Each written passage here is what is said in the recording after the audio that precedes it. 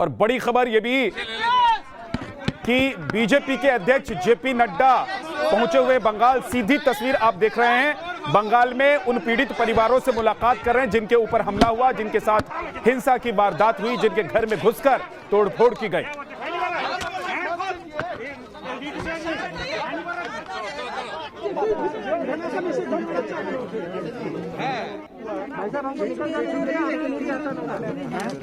भूपेंद्र यादव, दिलीप घोष और जेपी नड्डा को आप तस्वीरों में देख रहे हैं। लॉकेट चटर्जी भी हैं, क्या कह रहे हैं जेपी नड्डा, जरा सुनते हैं। आपने देखा होगा कि चुनाव के नतीजे निकलने के पश्चात किस तरीके से टीएमसी के गुंडे और टीएमसी के गुंडे कार्यकर्ता वो हरण अधिकारी के घर में गए, घुस करके पहले अंदर घर में तोड़फोड़ की, महिलाओं को धमकाया, बच्चों को धमकाया, उनके ऊपर अटैक किया और मिसेज हरण अधिकारी, जो हरण अधिकारी की पत्नी थी, उनके मुंह पर वार किया, उनका दांत तोड़ दिया और बाद में हरण अधिकारी को वहां से निकालकर घसीटते हुए, पीटते हुए इस रास्ते से उसको ले गए और रास्ते में पीटते पीटते उनकी जान चली गई। वो शहीद हो गए।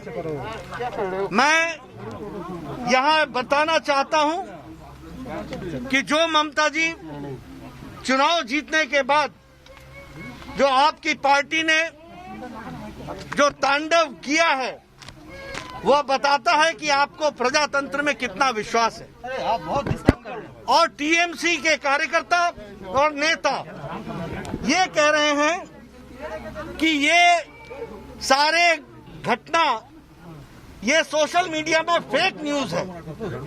मैं चाहूंगा कि आपके कैमरे यहां से मेरे साथ गए थे और आपने देखा है श्रीमती हरण अधिकारी जी को किस तरीके से वो रो रही थी, उनका बच्चा बिलख रहा था और किस तरीके से उन्होंने सारी बातें हमारे सामने रखी हैं। मैं इसलिए आपसे निवेदन करूंगा मीडिया के लोगों से कि आप निष्पक्ष और सच्ची बात सारे देश को बताएं कि भारतीय जनता पार्टी ने अगर तानाशाही कहा था तो वो तानाशाही हमको दिख रही है।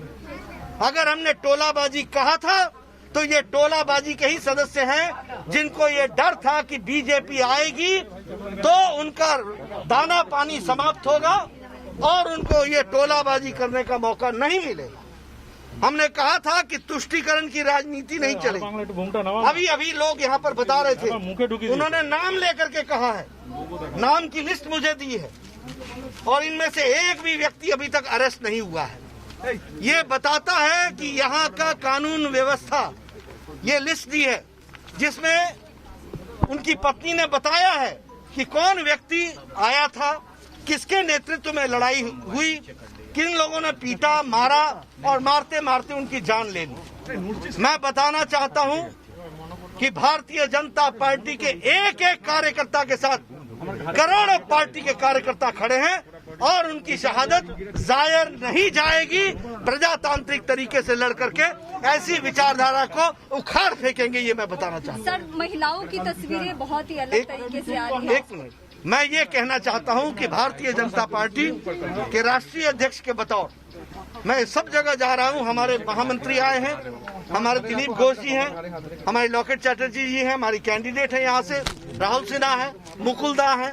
सब लोग सभी कार्यकर्ताओं के घरों में जाएंगे और उनके परिवार को धारस भी देंगे, उनकी न्याय की लड़ाई अंतिम मोड़ तक लड़ेंगे और उनको न्याय भी दिलाएंगे और यहाँ बंगाल में न्याय स्थापित करने के लिए कोई कसर नहीं छोड़ेंगे, ये मैं बताना चाहता हूँ।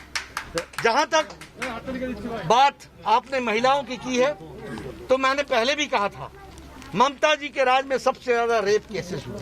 हमारे 3 दिन के अंदर 2 रेप केसेस टीएमसी के गुंडों के द्वारा हुआ है, गैंग रेप हुआ। अभी तक 11 लोगों की हुई है। सबसे ज्यादा एसिड अटैक्स यहाँ पर हुआ है, सबसे ज्यादा वायलेंस यहाँ पर हुआ है, सबसे ज्यादा डोमेस्टिक वायलेंस यहाँ पर हुआ है।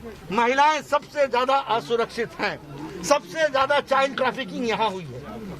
ममता जी को इन सब चीजों के लिए लड़ने के लिए सोचना चाहिए था, तो उन्होंने वही फिर से टोलाबाजी, तुष्टीकरण, तानाशाही शुरू कर दी है। और भारतीय जनता पार्टी चुप नहीं रहने वाली है, ये मैं बताना चाहता हूं। और हम प्रजातांत्रिक तरीके से लड़ने वाले लोग हैं, डरने वाले नहीं हैं। और डरने वालों को मैं बताना चाहता हूं कि डराने वालों को मैं बताना चाहता हूं कि आप में वो ताकत नहीं है कि आप भारतीय जनता पार्टी को रोक सके। बंगाल में 2 करोड़ से ज्यादा लोगों ने भारतीय जनता पार्टी को समर्थन दिया है, और उनके समर्थन को लेकर के जिनका नहीं मिला है उनको भी धन्यवाद मैं जरूर देता हूं। लेकिन साथ ही साथ मैं ये भी कहना चाहता हूं कि बंगाल की शांति और बंगाल की संस्कृति, ये बंगाल की संस्कृति है जो मैं देख रहा हूं चुनाव के नतीजे के बाद। यही तो मैं बोलता था, मेरी बात तो सच हो गई। और 5 बजे नतीजे आने शुरू हुए और 8 बजे घटना घट जाती है, तांडव नृत्य शुरू हो जाता है गुंडागर्दी का। तो ये बताता है कि बंगाल की संस्कृति ममता जी नहीं रिप्रेजेंट करती हैं, हम बीजेपी वाले करते हैं, ये मैं बताना चाहता हूं। और न्याय तरीके से, न्यायोचित तरीके से चुनाव ये लड़ाई लड़ी। धन्यवाद।